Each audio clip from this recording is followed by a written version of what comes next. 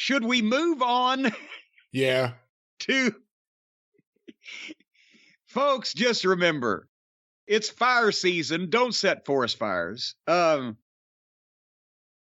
McIntyre comes out to do a promo, and he's talking about Karrion Kross, and he challenges Karrion Kross to a strap match at Extreme Rules. So now they're going to do a pay-per-view with a bunch of matches that have no rules when all of their regular matches pretty much have no rules.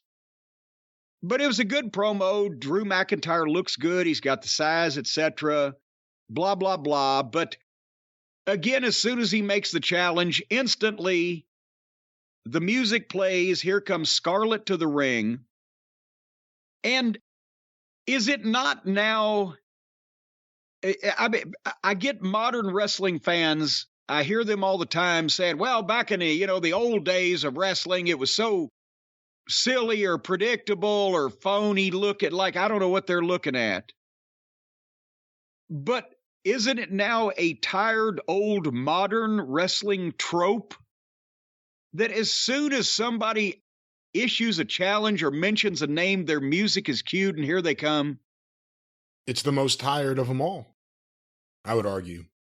And you didn't see that in territory wrestling. You know why? Because it was fucking phony. And it's still phony. It looks phony. It's too perfect. It's a setup cue. Let people storm down with no music at an inopportune time. It gets people into, never mind. Anyway, they can't listen. So when Scarlett comes to the ring, Karrion Kross, imagine this, attacks Drew McIntyre from behind. How many times have we seen this just in the two programs on Friday? Somebody comes down the one way, you're looking at them, somebody comes the other way. That was a great deal too back in the day until it happened 6 times a week. So there they get in a fight. And McIntyre posts Karrion Kross and then puts the strap on Kross's wrist and then gets the other end and starts whipping the bejesus out of Kross. And Kross sold it big.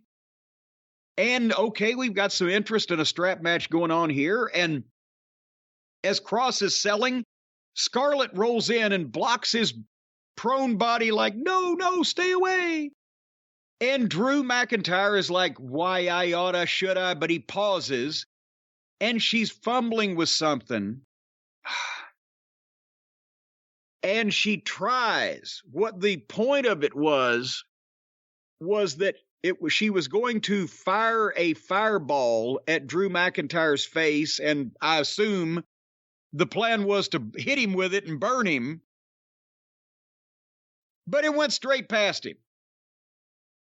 And this unless it was Karrion Kross and Scarlett's idea to do this in this fashion, unless they brought the equipment, they were not well served by the production department or whoever set this thing up. Because, for one thing, they used a palm gun. And I tried one of those out one time in the 80s at home at my house before I used it in the ring. And they don't work. Not for this application. A palm gun, it's a thing that you slip your middle finger in it and you've got it in your palm. And instead of, some of them use flash paper, I believe, but there's also a flash type of cotton. And I don't mind going into detail on this because it's not been used in wrestling for the reason I'm about to explain, and I don't know why they tried to use it now.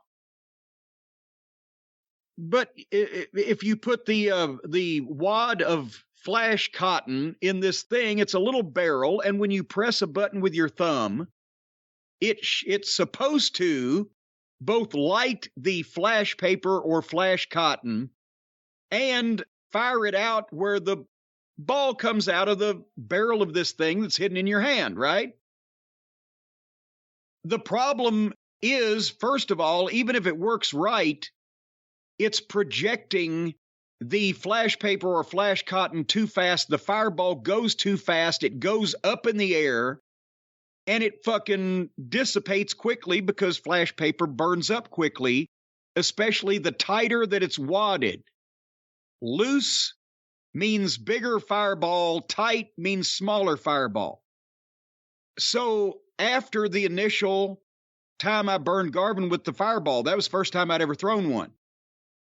And Dusty showed me how to do it.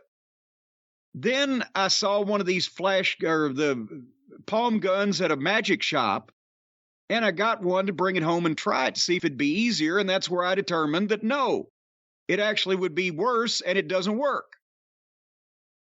The way to make the fireball not only big, but not go 100 miles an hour and go in the direction that you want it is to have the flash paper, as I mentioned, balled loosely. You've got the fucking source of flame, usually a Bic lighter, in your other hand, and all you've got to do is flick that lighter and touch just one corner of that paper to the flame and turn your hand up and open, and the flame naturally rises up, unless you've got a strong fan or something, which is why you have to put it under the person's face and let it go upwards into it. Sheik did it coming out of the waistband of his tights and always made the up motion like that. Same way I did it with Garvin and other people that I've done it with. Same way that anybody that's ever hit a fireball hit the target. That's the way you do it. So she didn't have a Bic lighter. She didn't have loosely wadded flash paper. She didn't do it barehanded, and she didn't fucking floosh it up like that. She used a palm gun that she activated with her fucking thumb, and it shot the goddamn... If you slow-mo it, Brian, you could actually see the white wad of flash cotton come out past his head before it burst into flame. My slow-mo on my DVR catches the moment that it burst into flame, and it was already a foot past his head. So anyway, the point is, unless Scarlett is an experienced magician or master of prestidigitation or legerdemain, somebody gave her that, and they ought to be horsewhipped, because that was doomed to failure from the beginning. But since that's what happened, it came out so fast, and those are hard to aim also to begin with. So they just... McIntyre realizes he can't sell it. Cross has to get back on him. They get back. They call an audible. McIntyre hits a spine buster, turns his back to Scarlett. She nut shots him. And then Cross chokes him out. And then while he's got the choke on him, he promos him at the same time. And in the last little bit of adding insult to injury, he's got the fucking, this has been going on. And it stopped when the girl got in the ring, and then it started again after the fireball was missed, and then it fucking, now he's choking the guy and talking to him. Not one referee, not one security guard, not one friend of Drew McIntyre's, not one babyface, nobody even rang a bell. Nobody, the announcers were like, well, they shouldn't be doing this. Well, nobody was trying to stop them. So... they're trying to give this guy a fucking push, Karrion Kross, and he's got the look, and he's got the girl, and his work, I guess, ain't bad. We've seen a bit of him. They're trying to give him a big push, but this was a goddamn clusterfuck. And I know sometimes I've seen things happen with, especially with the fire. You know, whether the Bic lighter gets wet because you're sweaty, or the flash paper gets wet because you're sweaty, or, you know, the Iron Sheik in Evansville that night to Jimmy Hart. Jimmy, it won't strike. It won't strike. But this was just, no, it didn't need to be this way. Had nobody in that building ever done this and know how it's supposed to be done? Or did they just read about it on the internet? Your thoughts? To answer that question, who in the building would have any experience with this? Well, then why'd they try to do it? They do lots of stupid stuff. You know what I've never done? I've never mixed nuclear materials to make an atomic bomb, so I'm not going to fucking try. Without knowing what preparation was put into this, is there a chance they did try it and it did work, and then, you know, you get in the ring, you're on live TV, all of a sudden there's extra sweat, whatever it is, it didn't work properly? That's possible. I don't really know. It couldn't possibly have been as picturesque as a hand-thrown fireball would be using that apparatus. So I don't know why they would do that, but even if it did work at first, maybe they don't know what it's supposed to look like. If it worked at first, it would have shot the fireball at like 100 miles an hour into his face, and it would have been gone in a second, and a lot of people would probably have missed it. That's if it worked right with using that apparatus. Did Lawler ever miss? Did Lawler ever miss with his fireball? Well, if he got the fireball off, it didn't miss. And I mean, I've seen the Sheik, because he did it so often. Every once in a while, Sheiks would go sideways, but he would usually make such a big ball that it would be close enough for rock and roll with whatever anyway. But I've said with Lawler, that's the time he and the Iron Sheik were going back and forth with the fireballs, right? And fucking... that was the one night. No, it was in Louisville at Jimmy Hart and the First Family were holding Lawler. And Sheik had the fucking paper and had the lighter, and that's where he's going, Jimmy, it won't strike. It won't strike. He had the paper, but the lighter had gotten wet. So the next night, they're in Evansville, and this in the finish, Lawler's going to hit Sheik with the fireball. Well, his goddamn paper got wet. And the paper wouldn't fucking... So then they'd already made the promos for the next week in Evansville where Lawler talked about burning the Sheik, giving him a taste of his own medicine the previous week. So what Lawler did was he threw Sheik out on the floor and he grabbed his lighter and he took him all around every side of ringside, flicking the bick in his face while fucking Sheik sold, oh my God, it burns. To show everybody that he'd burned it. That's the most ridiculous thing I've ever heard. Well, quick thinking though, right? Because the interviews we're going to play. What are the people at ringside thinking he's chasing him with a big lighter? Oh, he had him in a headlock and he was taking him in front of everybody, flicking the bick in his face and screaming, hit the burns, hit the burns, hit the burns. Yeah. But I mean, things like that. I mean, you know, sometimes you go to hit a guy with a bottle, break a bottle over his head, and the bottle will break too soon. One of the most famous was when Jimmy Valiant rolled into the ring on Lawler and Harley Race in December of 1977 in the NWA title match. They'd gone 60 minutes to a draw the week before. And at the end of the 60 minutes, Lawler had him covered. So they come back the next week with a 90-minute time limit. And in that one, everybody thought, okay, Lawler's going to win the world title. And Jimmy Valiant, who wasn't even booked on the card, came in street clothes right when Lawler had just got Harley Race. He'd given him the pile driver because the referee was down.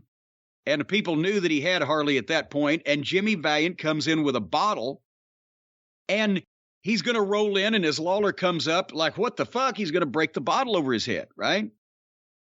Well, as Jimmy jumped the rope that was around the ring and started to come up on the apron, his foot, or however he started to roll in the ring, his foot or knee or whatever slipped off the apron, and it caused him to boom down on the apron of the ring for a second, and that bottle started falling apart. And he had it palmed in his hand, and he was able to get the swing and hit Lawler with his close enough for rock and roll. People popped. But if you slow-mo the existing film, you can actually see a piece or two of the bottle falling out of his hand before he got to the head. So then he fucking not only, boom, he broke the bottle over his head. Lawler goes down, and then he comes up on his knees, and Valiant takes the broken bottle and not only rips him down the arm, but stabs him in the fucking heart. And Lawler bladed his chest and his arm, and they called an ambulance. And he went to the hospital and got stitches. It was reported in the newspaper No charges were filed, is what the report said, but wrestler Valiant stabs Jerry Lawler. And when not only he went to the hospital and got the stitches, but he came out on TV the following Saturday morning with stitches in his chest and arm. And the people, oh my God, that's why Valiant was such a fucking hot heel when he first came in. They did, God, it may have been 13 or 14 weeks that program went. Almost weekly, almost all singles, every once in a while a tag team match. But Lawler and Valiant, it was insane. And they kept doing shit like that to keep the interest up, and fuck, people went to kill Handsome. But anyway, where were we? Oh, did it fireballs or anything like that? Yes, this is not a movie. It's not Hollywood. You don't get a second chance. It's not Memorex ever. It's fucking live when you're in front of the people. And also when you're not using movie props. They may now, they do now. We know they figured out a way to have fake barbed wire and, movie candy glass and all that stuff. But in the territory days, there was never any kind of movie prop. You were modifying existing materials. It was a real bottle. You just treated it. Or, we've talked about the various things. The real chairs, real tables, real everything. There was hopefully at some point some element of illusion or trickery to it or preparation involved. But so, yeah, sometimes those things misfire, which is why you've got to know what you're doing. And everybody's got to be on the same page and before you do it. And I would just bet that's probably, the first time they've ever used any kind of apparatus like that. If the angle where Jerry Lawler got run over by Eddie Gilbert happened in the late 70s, if it was Jimmy Valiant or someone else, would the same thing have happened? Just based on the difference in the late 70s versus 1990, would the police have made the same thing happen where Lawler would have to come out on the show as opposed to going to the hospital and no charges are pressed? Honestly, it would have probably been a bigger issue because civilians would have come to the station in the late 70s. There were more viewers of the show in the late 70s. Well, no, but right? Not only that, but also they would have come to take matters in their own hands, I think. They would have, instead of just calling the police saying, my God, Eddie Gilbert's just killed Jerry Lawler on live television, I think they would have come themselves to try to get a hold of Eddie Gilbert. And then the Channel 5 would have been calling the cops to keep the people out of the parking lot rather than the other way around. If people showed up to get a wrestler, could Lance Russell, did he have enough presence with those wrestling fans that he could talk them down if it got to that point? Do you think? Yes. Unless there was a physical situation happening and people didn't hear him or it was already started or whatever. No, every wrestling fan in Memphis, if Lance Russell had appeared in the parking lot or said something in the studio or whatever he said, as long as they heard him, they would have done whatever he said. But if something had happened, and they didn't know it was Lance, oh, Lance, I didn't know it was you trying to pull me off or whatever. But yeah, there was the difference, I think, in the amount of people that had smartened up and the fact that, there was less heat and the viewership was less at that point and the whole thing. The difference in 1979 or 80 and 1990 would have been that there would have been, I don't know how many actual civilians go to the TV station and either see if Lawler was dead or try to get hold of Eddie Gilbert or both. Because, it's not like that they didn't have issues to begin with, just in a lot of cases back in the 70s, just dispersing the crowd that couldn't get in Saturday morning taping because the tickets were free, but you had to have a ticket because there was a rule about how many people the TV station could allow legally in the studio. And everybody had to have, a ticket, which was sent out by the TV station with a date on it. And that way they only sent out their quota, but all the kids that lived in the neighborhood knew that if everybody who had a ticket didn't show up, they would let some extra people in at the last minute, and that's how you ended up with all those kids in there every week. But it was 6 months waiting list to get a ticket to studio wrestling from the TV station at that point. If you wrote in January, they might have something they can send you for June. And then if you can't show up that day, well, then one of the little kids gets your spot. At what point did you realize you can go every week? When I got into business. Was it right away? As soon as you started taking photos, you knew you could? No, when I got in the business as a manager. Oh, in 82. Mine, an 800-mile round trip to go to TV every Saturday morning from Louisville for free? Fuck. Hey, listen, we'll get back to the SmackDown review, which we haven't finished yet, in a moment. Well, I can. The last match was the Usos against the Brawling Brutes, and who gives a shit? And that was SmackDown, ladies and gentlemen.